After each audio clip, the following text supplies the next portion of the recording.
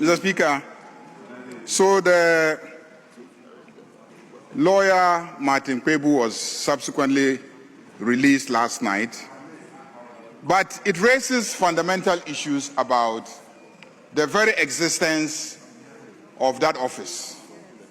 Mr. Speaker, I recall vividly in this chamber when the proposal to establish the Office of Special Prosecutor was presented. I opposed it. I opposed it. The Hansard will bear me out because I took a position that it is unconstitutional to strip the Attorney General of the power to be responsible for the prosecution of criminal cases.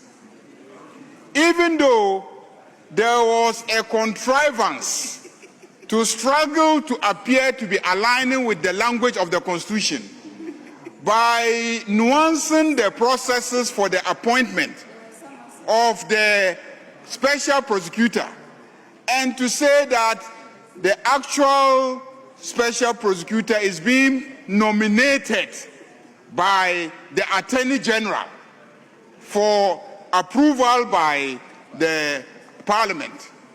So in that sense, the exercise of the prosecutorial powers is being done by the OSP with the authorization of the Attorney General. It still doesn't make sense.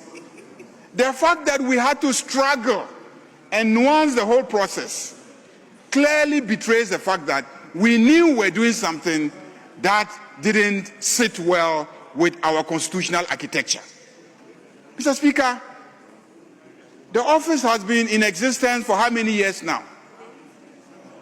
Close to 8 years. Tell me what is really the achievement of that office. What has been the achievement of that office? I cannot see my way clear in terms of the achievement of that office. I have consistently held the position that fighting corruption is not about littering the place with institutions. It is the political commitment of those who lead that fights corruption, not the designations of institutions that have been established. I believe that it is high time that this Parliament reconsiders its decision to approve the establishment of the Office of Special Prosecutor. I think that we should abolish it. I honestly think we should abolish it because we've experimented it and we cannot see any achievement. Major cases of clear corruption. Up to date, the office has not been able to do anything. So it cannot do anything. If the institution of Attorney General that we establish in our Constitution is adequately resourced and protected by Parliament and held accountable by Parliament, I believe that that office will equally deliver. No ministry, no office is established. If you look at the cabinet, no office is expressly established by this Constitution apart from the Attorney General and Minister for Justice. It is the only one that is actually a constitutional entity. And so it is an entity that this Parliament should ensure that it is resourced and protected so that it stands above ordinary ministries and can ensure that criminality is dealt with in this country. Look at the budgeting.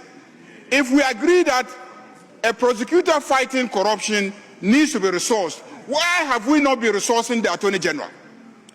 Why do we establish an entity out of the functions of the Attorney General and resource them more than the Attorney General? And even after doing that, it is still not delivering. So, Mr. Speaker, yesterday I'm told, I didn't see it, but I'm told, that your predecessor, the Right Honorable Michael Quay, who spoke here on TV3, indeed recommended that this House should abolish it, that we should use a private member's bill to abolish it. Mr. Speaker, let me sound a warning that abolishing it will not let off the hook, those who we are considering prosecuting for violations of the law when it comes to corruption. I can assure you that abolishing the office of special prosecutor will not let off anybody that is found culpable or who has violated any of the laws of this Ghana when it comes to financial accountability.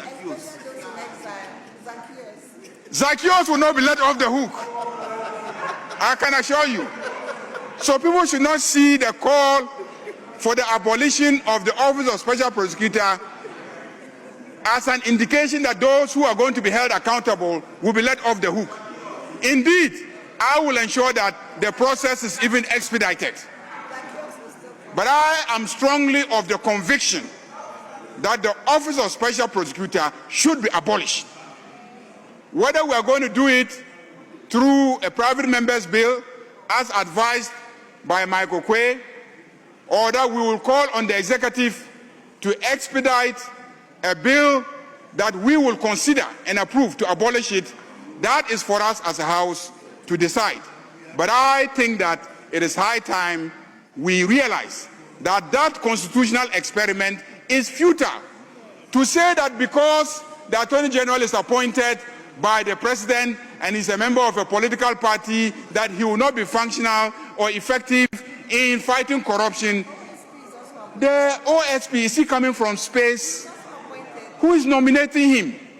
The same political process is going to generate the occupant of the office of special prosecutor.